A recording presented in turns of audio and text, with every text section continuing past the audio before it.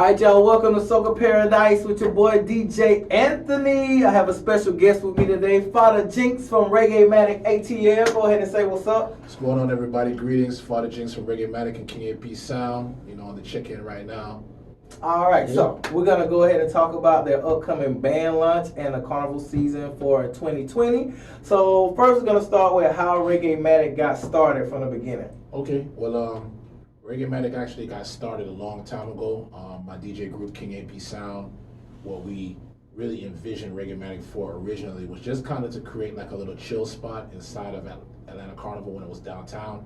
So it was supposed to be just kind of a, you come inside the Carnival Village after watching the parade or being in the parade, you get your food, your drinks, whatever you're doing, walk around for a bit, and then you just come and you find us and you hang out, and we basically would have like a music setup and people would just be playing music and just kind of hanging out, and that's just how it was, But it really turned into something really big because what ended up happening is that it ended up becoming like a destination for people. So people just kind of had that expectation of, okay, well, when I do get tired of being on the road, as far as, I just want to relax. I came off the road, was watching, and now I'm inside. I got my food. I just want a place to chill.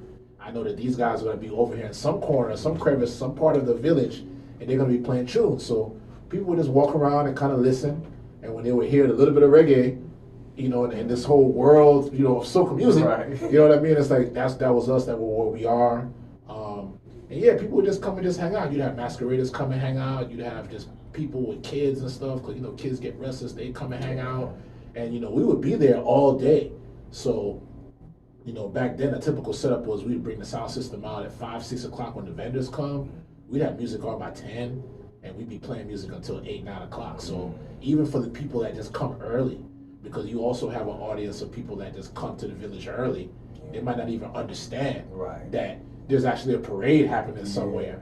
So they just come and they're just walking around, because they just figure whatever, and then, we over here playing music. Right. It's like, oh, okay, I'm gonna just chill over here. So it really kind of turned into that, and it grew into this thing where it's definitely, I think one of the biggest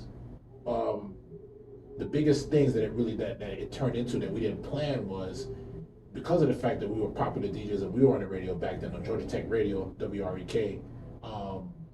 What ended up happening is that all of the dancehall acts and all of the dancehall DJs from Jamaica and other places that were coming to town for Carnival for shows, the word got out that, hey, there's a little corner where they're not just doing soca music, they're doing reggae and Afrobeats and everything else. So it got to the point to where all these guys would just pass by, and then we would have like impromptu performances. Like Beanie Man came one year, Bounty Killer came, Wayne Wonder came. I never forget when Wayne Wonder, because Wayne Wonder, Bounty Killer, Wayne Marshall, and a couple other artists came, and they like climbed on top of the speakers, and they was like performing, and everybody was just, the energy was crazy. Like TOK came, that's just how it was. The promoters knew, like, hey, they have an audience, so if I have an artist coming to town and I bring them by to just say something on the mic for a few minutes, people are just gonna be like, oh my God. So that was another thing too. It's like, well, who's gonna pop up at the Reggaematic, little corner this time?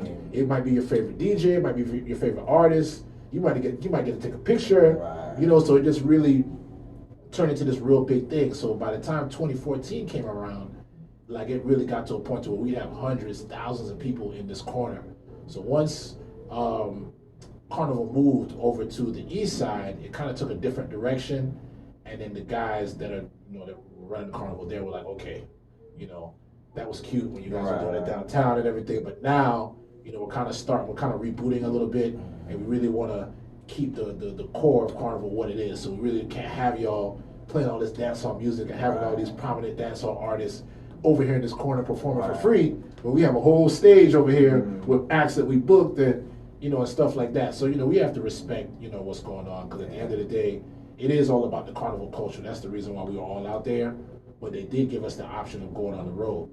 And after a couple of years, Night Nurse, JoJo, she was already working with a couple other Carnival bands.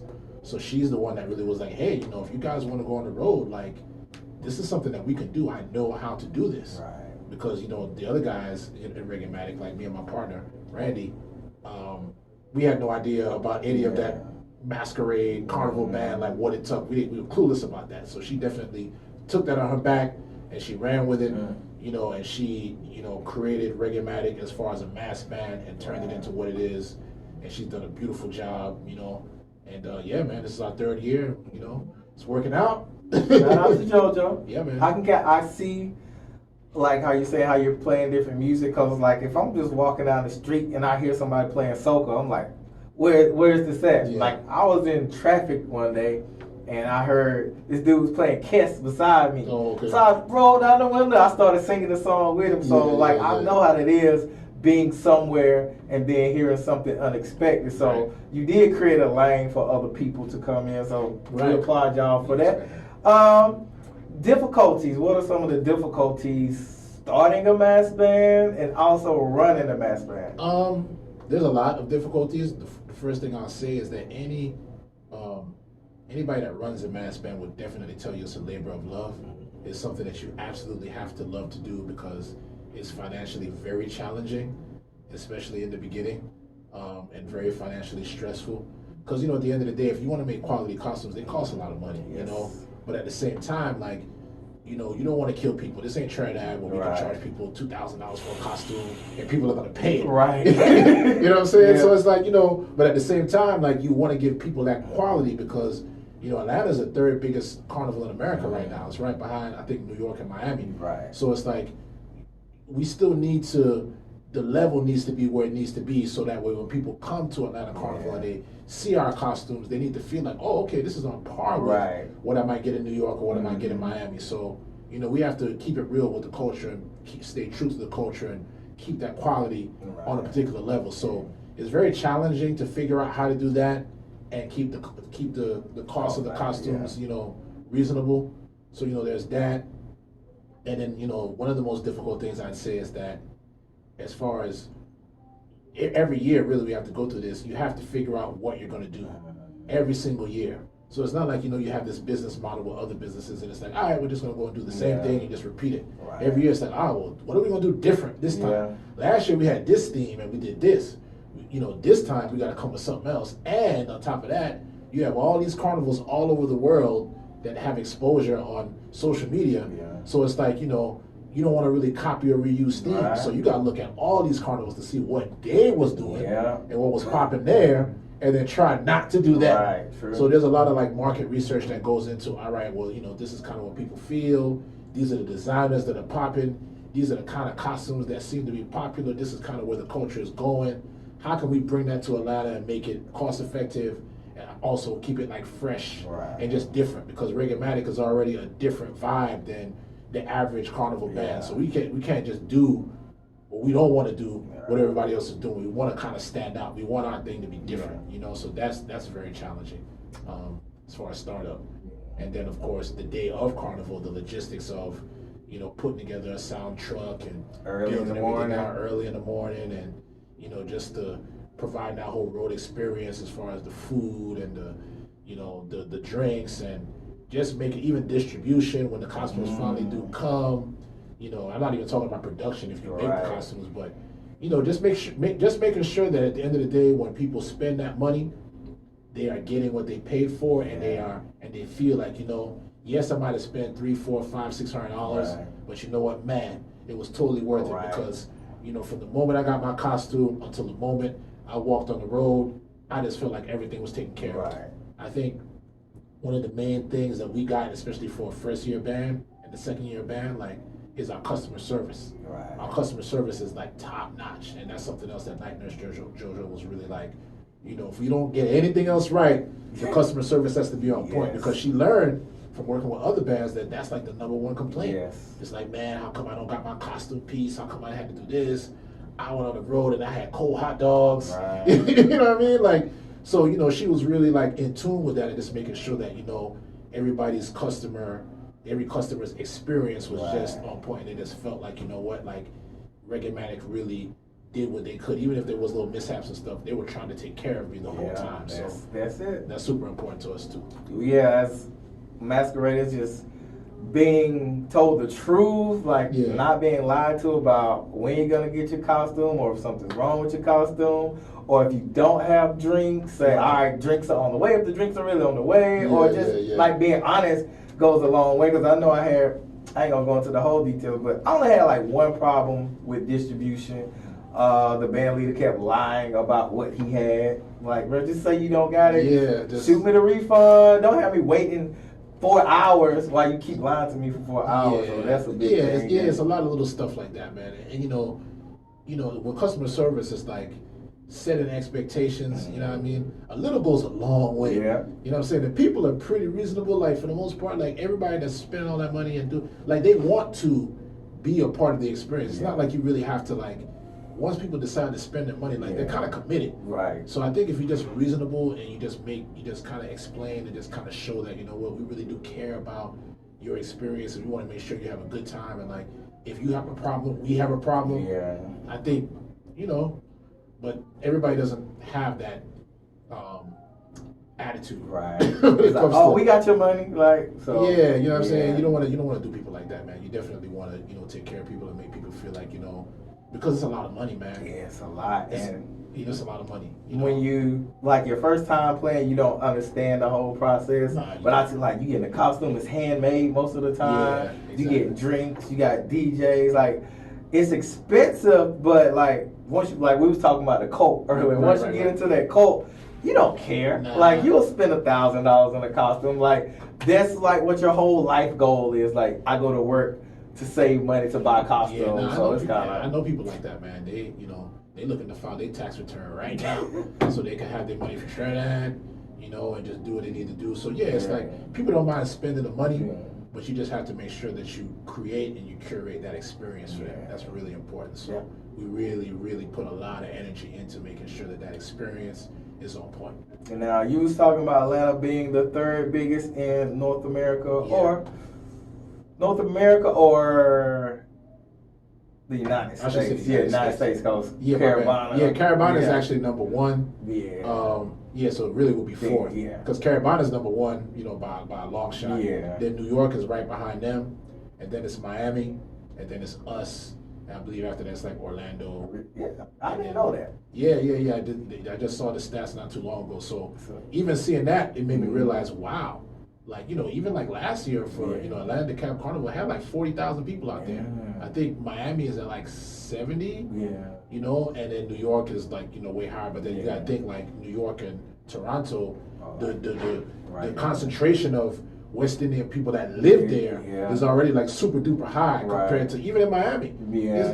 I'm from South Florida, so there's a million of us down there. Right. Whereas Atlanta, we do have a large Caribbean population, but it's nothing like Miami, New York, and Toronto. So the fact that despite that we're still third or fourth is like, wow, like we really are on the cusp of something here. So that's another reason why it's like, man, we really have to make sure that we take care of these people and that our quality has to be on par with what's going on anywhere else. We want our costumes. If you put on our costume, or you go Trinidad, or you go anywhere in the world, it should be neck and neck. Right. You know what I mean? But how to do that and keep the cost down is challenging. Yep. Yes. So you brought up New York Carnival. I have not been to New York Carnival. I don't plan on going to New York Carnival. Yeah, New York Carnival. I mean, this is the thing, right? Like, and I don't want to like bash any city's carnival. Right. At the end of the day, everybody's out here trying to think. In New York, they do their thing in Brooklyn. But I would say that for New York now, a lot of people that have been going to New York Carnival for a long time, because of the rules and regulations and the different things, they say that New York's best days have probably passed. They even say that about Miami. Right. I mean, even for me, I could say just growing up in South Florida, like I've been going to Carnival there since I was a kid. You know what I mean? And I'm like, I remember, to me, the vibe that Miami had, like in like the early 2000s and stuff, like that energy was just like crazy. Yeah. Even though there's more people now and the bands are bigger, it's just so there's definitely like a kind of like a bell curve situation, and it depends. I'm sure age has to factor into it, because if you like in your 30s or whatever, you might feel like, oh, when I was in my 20s it was dope, right? And now because you've done it for 10 years, you're kind of over it. Versus somebody that's just getting into it, it's like, nah, this is the dopest thing. So you're gonna have that, you know what I'm saying? But at the same time, with Atlanta is emerging as one of the prominent places to actually go for carnivals. So that's why I feel like it's not like, even though Atlanta Carnival was pretty old, like nobody was really messing with it. Like it was, as far as out of towners coming, it was like a local thing. But now these past few years, you have people actually looking at Atlanta like, you know, I'm gonna go check it out. Right. So we're emerging. It is Atlanta too. Yeah, it's Atlanta. So it's like, you know, it's like, okay, oh, they got a carnival there. Yeah. Oh, you know, I went last time. It was popping. It was dope. You know what I'm saying? So it's like it is actually emerging. So I just kind of feel like we are at the beginning of something as opposed to coming in the middle. So that's another reason why I'm like, man, we just really need to just get Reggaematic kind of entrenched. Yeah. You know what I'm saying? And then on top of that, make sure that standard is what it is. Because if you got carnival chasers that's coming from Miami, New York, Toronto, Trinidad, and all these islands, like they got to come here and have a good time too. Right.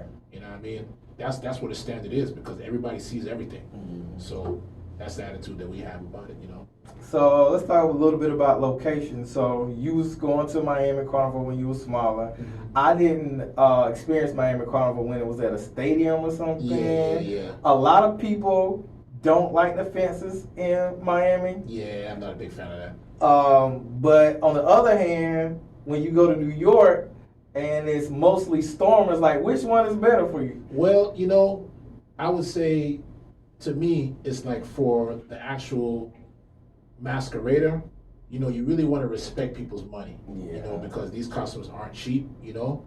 So at the end of the day, it's like, you know, the storming thing on the one hand is kind of cool because I've been a stormer. Yeah. You know what I'm saying? So I can't sit here and judge them. Right. You say like, you know, it's a vibe, you know what I'm saying? When, you know, people come on the road and it's like everybody's just partying in the streets, jumping and raving. But at the same time, it's like, man, you know, why should I spend $4, $5, $6, $1,000 for a costume when, you know, I could just storm the, you know, and then worse, like sometimes it gets so out of hand that, you know, if you know somebody in the band, they could probably get you a drink for free, and you know what I mean. So you kind of feel like, well, what is it that I'm paying for? Right. So you know, unless you just really just want to put the costume on and take your pictures and be beautiful, you know, you might say, you know what, man, I'm just gonna like make something from home or throw on something I had on last time and just come. So that's the thing where it kind of takes away from the culture, and that's why you kind of have to control it.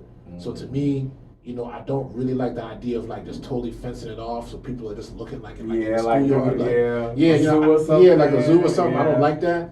But at the same time, like I do like when they have like a certain level of like barricades and stuff. Like to me, you know, even though Atlanta Carnival is smaller than New York or Miami, so maybe as Atlanta Carnival grows, it might become more of a problem. I mean, we did have some stormers, but we also had like, you know, they had like a little. They had some barricades in certain places on part of the route. And then we have like the marshals that are there that kind of just keep an eye and just kind of say, okay, well, you know what, like if you're not really like in the band like that, like you need to just kind of just move to the side a little bit. You know, you can follow, you can jump over here, but you just can't be right here. So, you know, I just think it's up to the bands to try to police that. I've seen people have the marshals with like rope. Yeah, they do that in LA. Yeah, like, I've seen that. So, I mean, I've seen a couple different things that people try to do. You know, it works to varying success, I think, depending on the size of the carnival and the crowds you're dealing with. But it is something that, you know, you got to respect people's money, and you definitely have to respect people's, you know, investment into the culture. So they need to have an experience that is totally different from the person that they're paid down. Yes. As fair as fair. That's why I like the fences. I see why people don't like the fences in Miami, but I like it because I paid and I get to dance with all the women I want to. I can get to the drink truck when I need to. I can get to the food truck. When I was in Toronto, like the trucks couldn't move. Like we were stuck in place. We even missed the stage because of timing and too many stormers in the way. So so it's like you gotta control it, man. Yeah, I know it gets difficult when you get. I think Toronto has like 1 million people or something like that. 1.5 million. So yeah, it's crazy. But you know, at the end of the day, though, it's like we don't want to. You have to be careful not to use that as an excuse because it's like, you know what, you have that much people, but at the same time, it's like, you know, that means that the carnival committee and the organization, like, if you have a crowd that's that big, you should have the money corresponding to that because your carnival is growing to that size from either the city giving you concessions because all these people come into town, you know, so they're staying in hotels and blah, blah, blah, blah, blah, or, you know, you have sponsorship now because you got 1.5 million people in one spot. So, you know, anybody from Delta to Heineken to whoever is going to want to advertise, you know what I mean? So you got some money, or you should have some money if you're running your committee responsibly, where you can hire more people to, you know, maintain this experience. Like, don't be lazy, you know, don't get complacent just because you've achieved a certain level of success. And I think sometimes, you know, without really Like, I'm not trying to diss no, Right. and I understand that it's challenging. Yeah, it's just, you know what I'm saying? But it's like, you know, you gotta do better, man. Like, it shouldn't be like that. If I spent $800-900 on a costume and I can't even get to the drink truck because people are just, and you know, I can't even cross the stage. Like, now you robbing me of my carnival experience because you got these people running up and down. Like, you gotta control this, bro. You know what I'm saying? So. We ain't got to get in too much political. I don't know how much you know about this. Yeah. But what will help Atlanta grow to number 3 here we go. is if we had not 2, but 1 carnival. So do you think, you ain't got to get into details, but do you think that one day, because Miami had like 2 at one time. Yeah, they did. And it's, you know, it's funny because Miami did have that.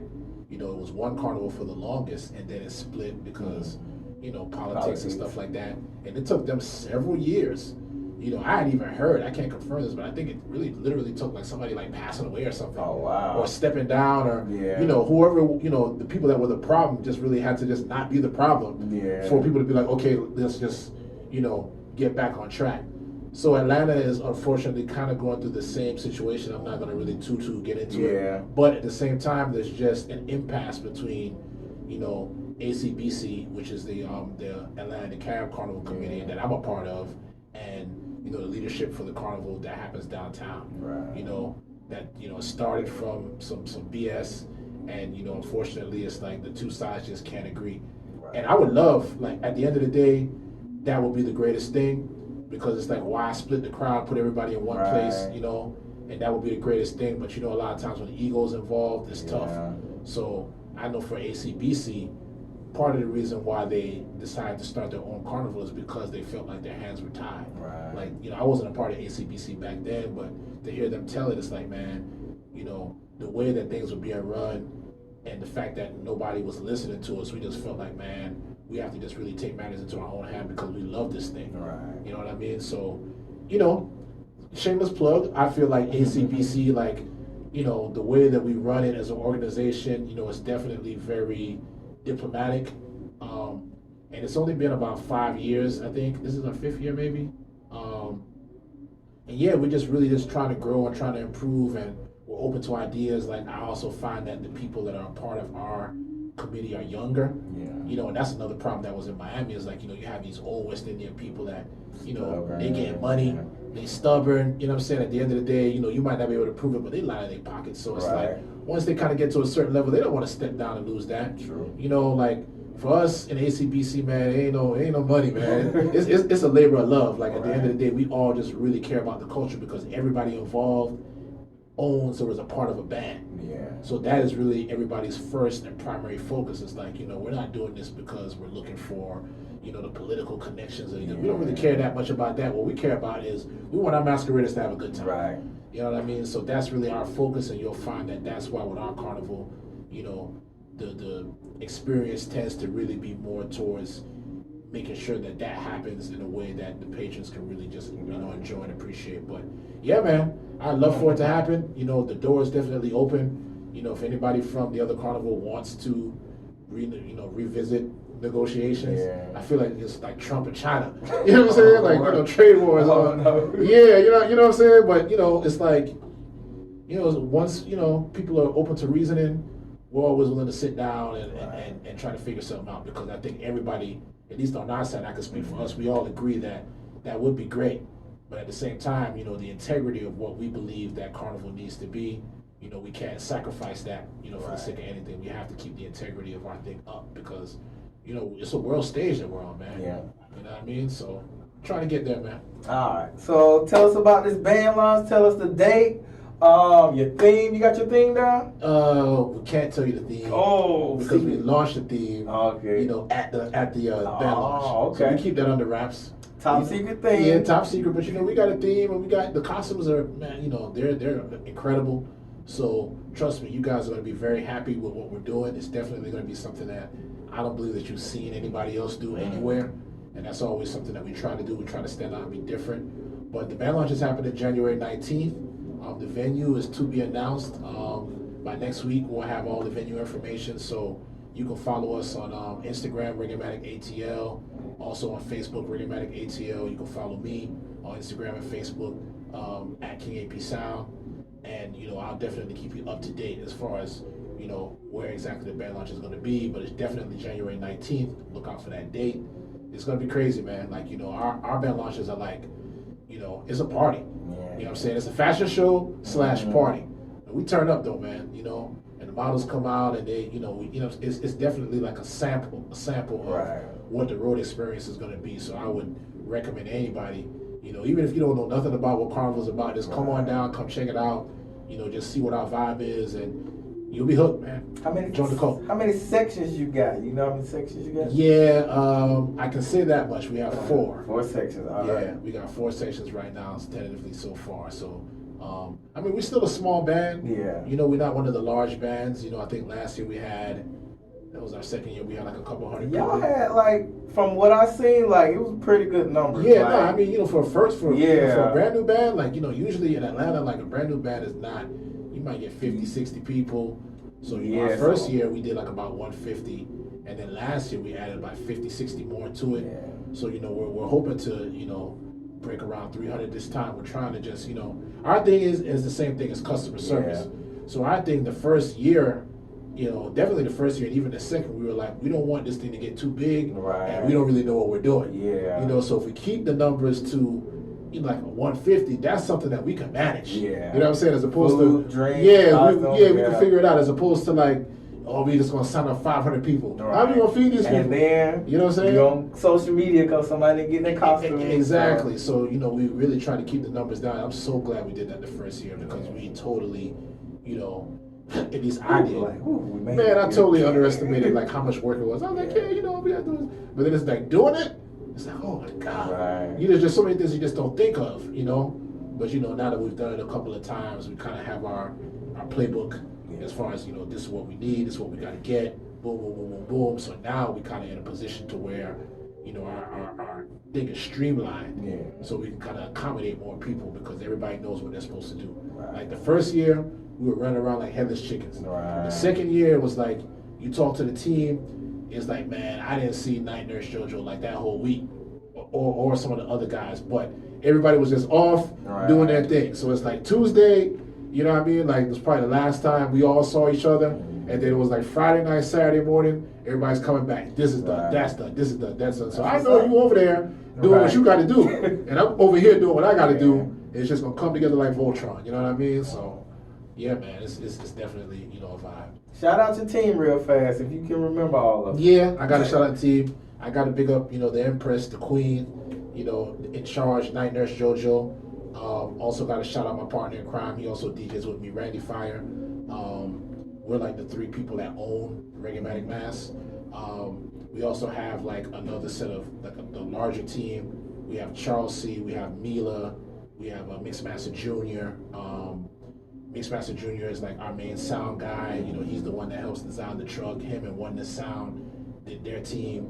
You have Mila and Chelsea that help a lot with as far as the production, the distribution, and a lot of the logistics that goes into, just dealing with the customer service of signing up masqueraders and, keeping track of who paid for what and sizes and all these things. We also have, our whole DJ team. It's us, King AP Sound, Oneness Sound, you got Proper English, you got Copper Ash, you got DJ Juggler, like all of the Black Platinum, all of the prominent DJs that are good at open format, like they're good at dancehall, they're good at soca, they're good at Afrobeats. Like we try to choose DJs that can play everything in that spread of Afro-Caribbean music. So, we got those guys, we have our models. Now the models, I can't even remember all their names because they, the girls deal with that. You know what I mean? Then, you just have people that just generally just support us, our volunteers and stuff like that. People that just want to be a part of the movement, man. Yeah. So I just gotta say thanks to everybody. I really appreciate what everybody does. From the top all the way down. Like trust me, it's all love, man. Each one of these people, even with the smallest thing, have helped to contribute to our success. So. We're just trying to keep this thing going, man. We riding Reggaematic until the wheels fall off, man. So that's just where it is, All right, man. Well, we appreciate you coming in, giving info to all the people. So January 24th, January 19th. We're going to see y'all at Reggaematic Band Lunch. Are tickets out yet? Nah, tickets are not out yet. Next week. Yeah. All right, as soon as I get the location, Yeah. tickets will be out. I'll put all the information down below in the comment section. Thank you for coming in. No problem, We'll see you on the road. All right, man. Take it easy. All right.